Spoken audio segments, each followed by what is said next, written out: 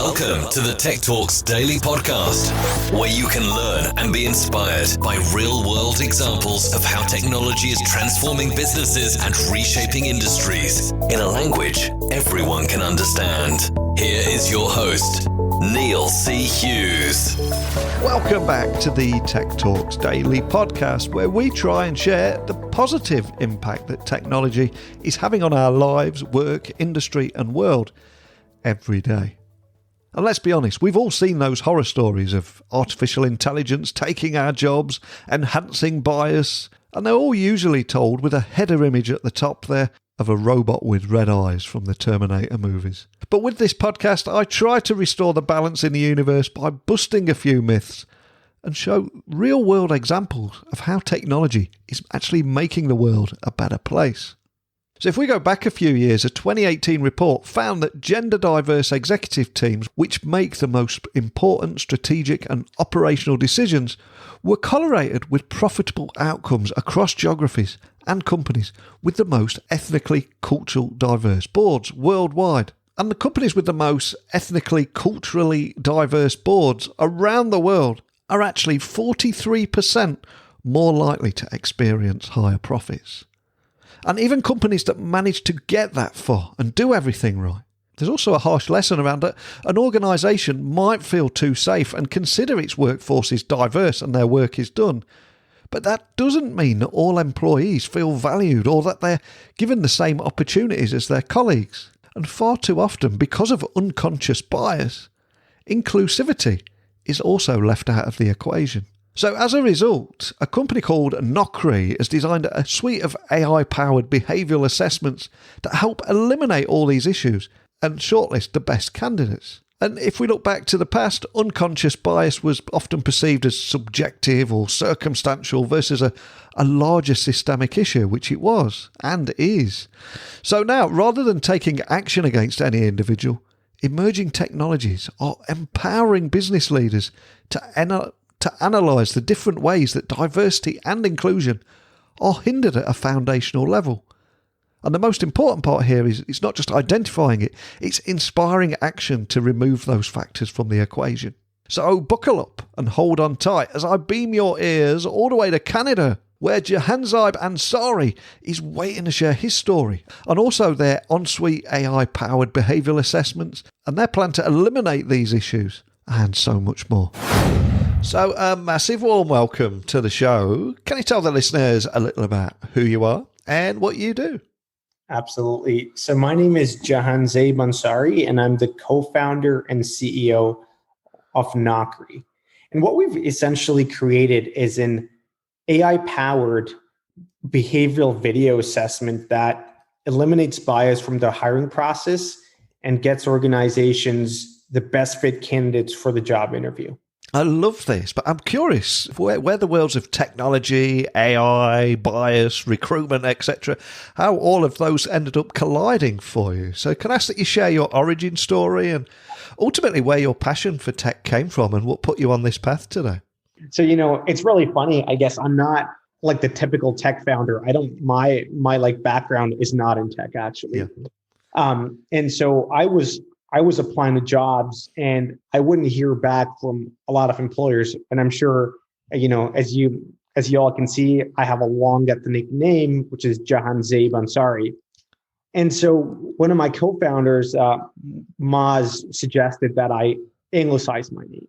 Wow. And so I went from a variation of Jacob, Jordan, like Jason, and literally in 4 to 6 weeks, I got a job.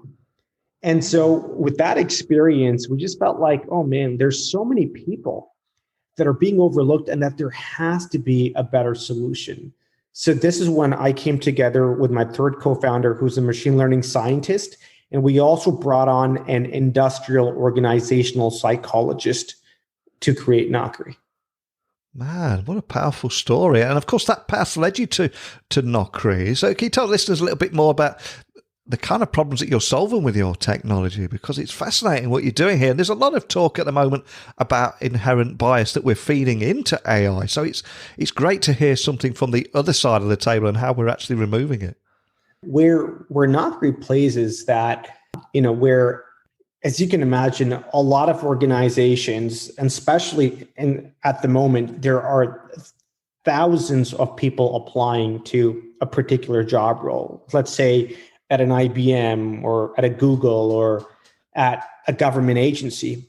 And these organizations don't have an efficient process that, is friendly to the candidate, and also removes bias and is able to predict success scientifically. And so in a nutshell, what Nacre does is that it's an assessment that gets sent out to all of the candidates that have applied to a particular job. And then they would respond to a series of questions that are specifically gauging for the skills and competencies that are scientifically linked to correlations of success predictors for a particular job function. And then on the back end, when the candidate has responded, our technology is solely converting their speech into text and analyzing the relevancy and the context in terms of how well how well fit they are for a particular job role. And I suspect that everybody listening to this particular podcast will agree that diversity in the workplace is not only the right thing to do, but it's also backed up by lots of studies suggesting that it actually drives better business performance. And then equally on the flip side of that, we're going to have organisations and business leaders from organisations that think, hey, we've ticked that box, our workforce is diverse, but under the hood, they don't realise that many of their employees do not feel valued or feel that they're given the same opportunities as people around them. So can you set the scene and tell the listeners a little bit more about the scale of the problem we're talking about here?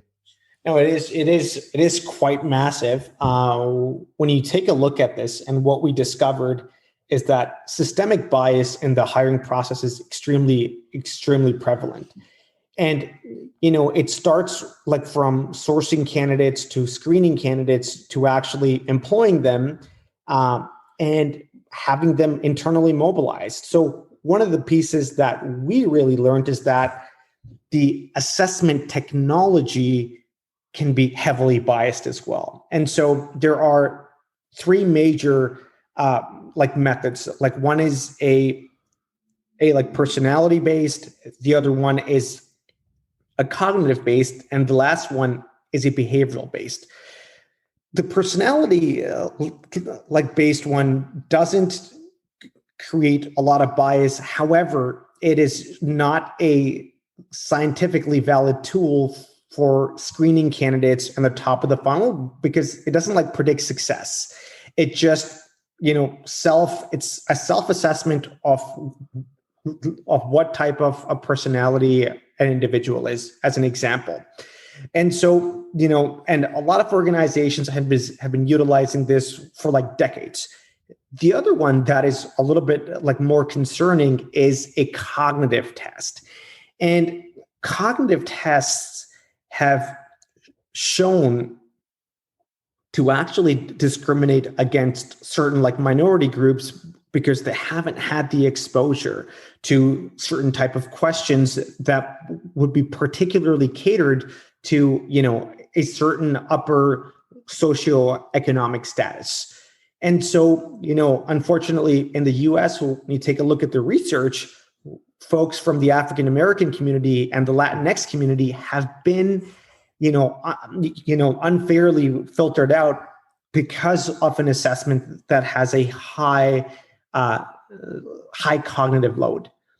The one that does not really predict or that doesn't create a lot of subgroup differences and pretty much zero is a behavioral based assessment.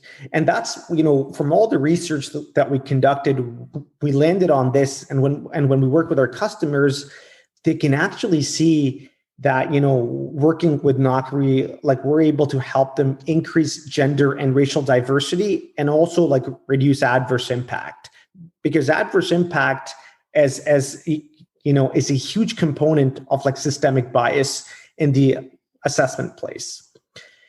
And then the other piece is when these candidates actually get hired and they get employed, right? And so having an objective process that allows them for like promotions is also extremely important that we're starting to like really focusing on. So creating succession planning in an extremely objective way and making sure that like a VP is just not hiring like one of their buddies and it's a continuous chain. And then, it becomes like a boys club in a particular company is not happening. And so it's a very like transparent and extremely audited process that we're essentially automating now. And as I said at the very beginning of the podcast, we've all seen those scary stories about how AI is enhancing bias. So it's so refreshing to hear what you're doing here. So can you tell me a little bit more about how emerging technologies are actually empowering business leaders to analyse all those different ways that diversity and inclusion are actually hindered at a foundational level, and actually inspiring action to remove those factors from the equation? Because that's the magic, isn't it, there? Absolutely. And so, we've seen this quite a lot in the market. And I'm not sure if you could recall this, but Amazon, great organization, they created a resume screening tool using AI.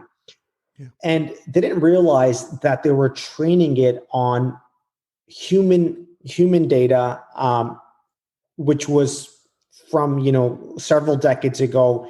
And so what continuously was happening is that female candidates were being kicked out of the process because that training data was trained on a bunch of dudes who were just hiring other dudes for tech roles. Yeah. And so having data that is free of bias is so important. And it's very, very difficult for you not to further perpetuate AI technology if you're going to use performance data or data that's been done by humans.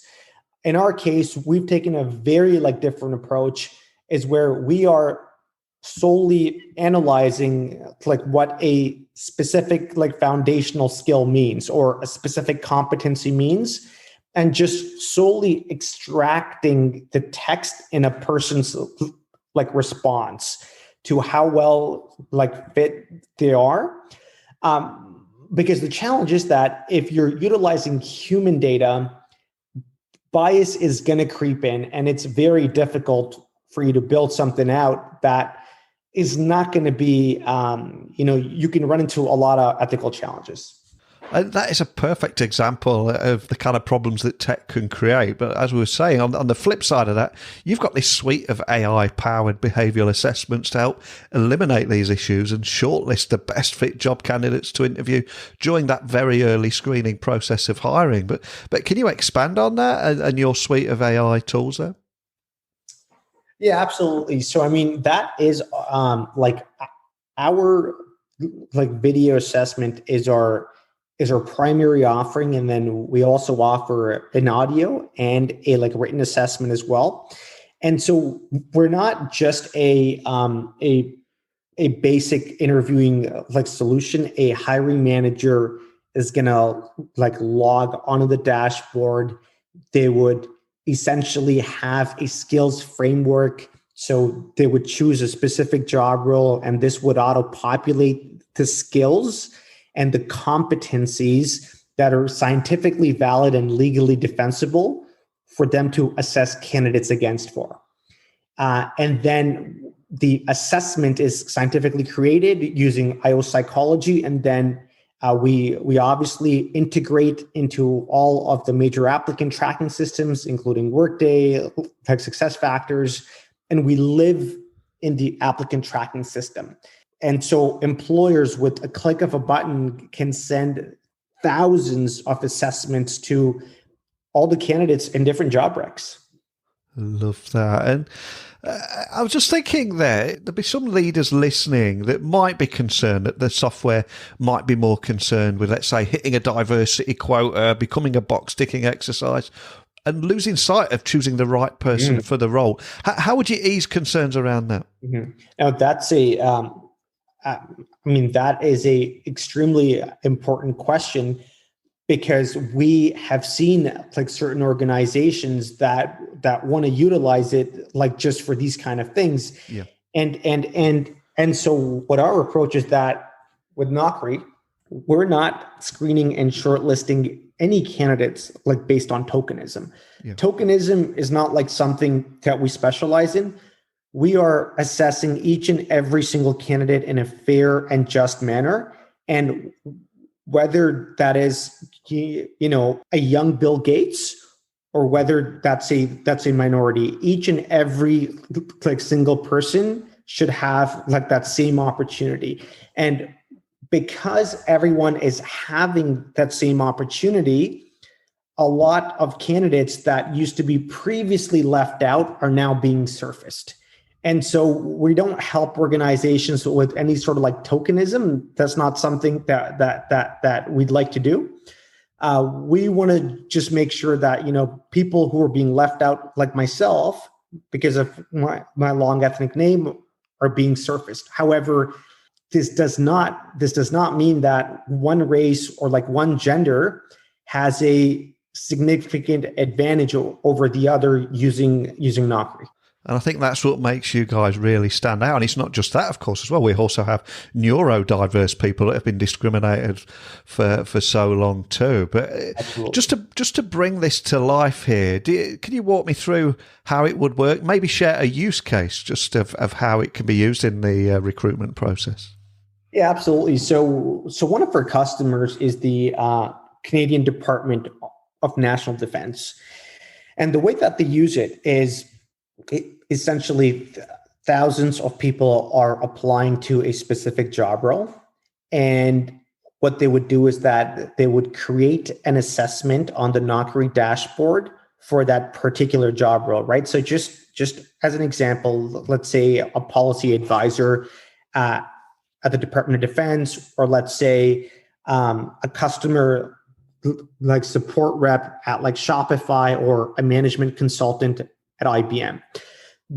All of these like job roles are going to be in the Nacre dashboard, and there's a slight level of customization that we do with our IO psychologist. So our IO psychologist would work with a talent acquisition team to like map out the competencies and the skills that are like required for each of these job roles, and that auto-populates like questions that the candidates would get asked. And we want to make sure that the candidates have a great experience.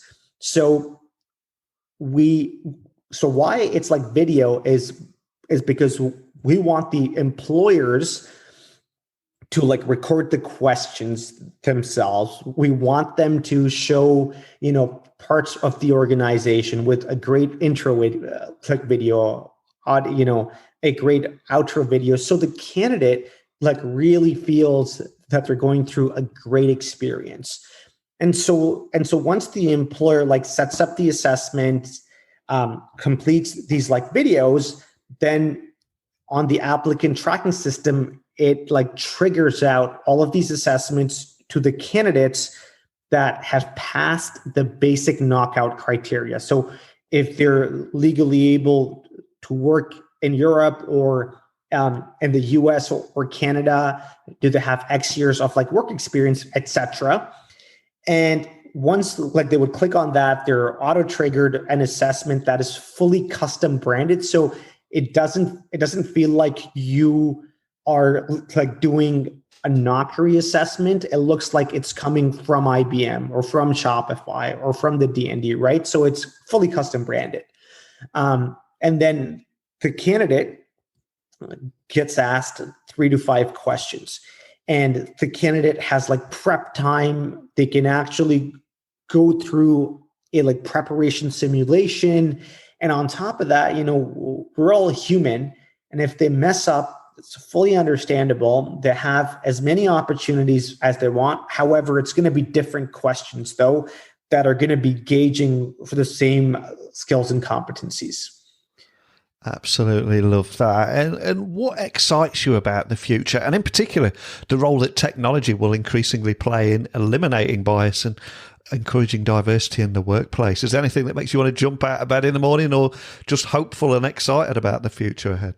Yeah, no, absolutely. I mean, where we see Nacre going is essentially going from, from the talent assessment space to the talent management space. And I think making sure that the life cycle of a candidate to an employee is fair and just, I think is what really excites us as an organization. Like making sure that each and every single person has a fair shot, even as they, as they're being sourced and they're being assessed, and then to have the ability to move up in the organization is huge. Because at the end of the day, if a person is, getting a better job, and especially if they're coming from poverty, then you're essentially helping them with their socioeconomic status. And in turn, then they're spending more money,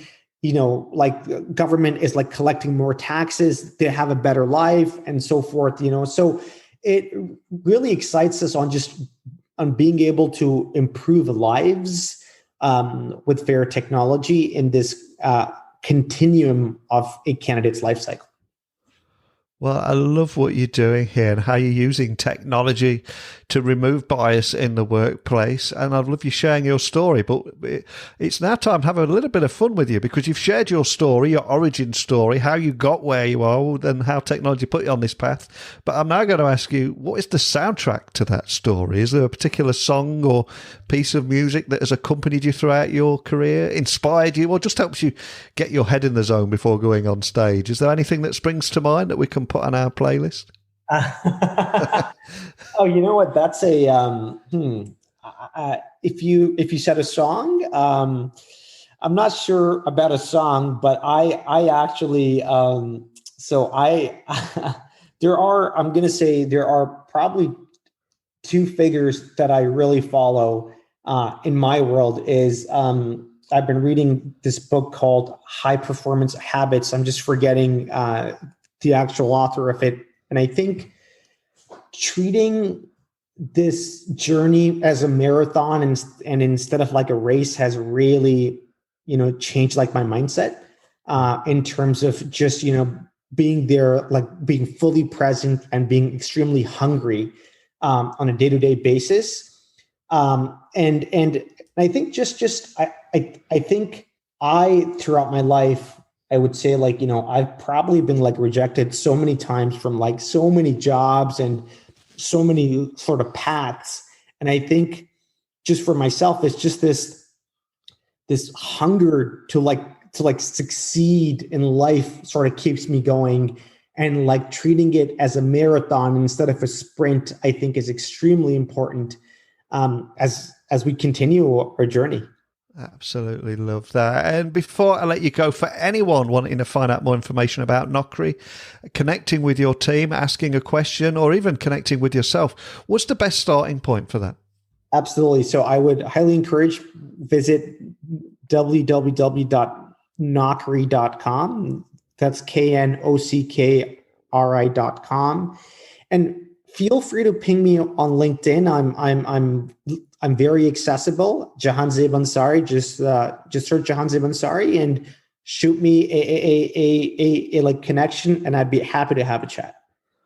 Well, I'll add those links to the show notes so people can find you nice and easily. And as I said at the very beginning, this is a subject that we've heard about with technology actually enhancing the problem by putting the wrong kind of bias into software. So it's great to hear a positive story and how, yes, unconscious bias and inclusivity is often left out of the equation at big businesses, but there's so much to be hopeful about. That is changing now, thanks to the work that people like you are doing out there and how you're using technology. So I cannot thank you enough for sharing that, but also for sharing your very personal story. So thank you so much for spending the time to share that with us today. Absolutely. It was a pleasure to be on the show, and thank you for having me. Such a powerful story, and the fact that he was told to make his name sound more English if he really wanted to secure more interviews is shocking in itself. And even more shocking that when he did do it, he did actually secure more interviews. And stories like this, though, have inspired people to make a difference and stop it from happening again. And that has got to be progress. So a huge thank you to today's guest for sharing his incredibly personal story and also providing a very positive AI story in recruitment and how it can eliminate bias rather than add to it. But remember, if you are a leader listening and thinking, well, I already have a diverse workforce, we've achieved that milestone. If that's your school of thought, you're definitely going in the wrong direction, because it always affects your company, and it doesn't mean that every employee feels valued or that feels that they're given the same opportunities as their colleagues. So remember, create a safe space to talk openly and listen to them, listen to their experiences and the microaggressions that they might encounter every day that others are blissfully unaware of. But over to you. Please, I invite you to share your experiences, questions and pictures to come on the podcast. And you can do all that by emailing me, techblogwriter@outlook.com. My website is techblogwriter.co.uk. Keep your messages coming in. I'd love to hear from you all. But a big thank you for listening. And until next time, don't be a stranger. Thank you for listening to the Tech Talks Daily Podcast with Neil C. Hughes. Remember, technology works best when it brings people together.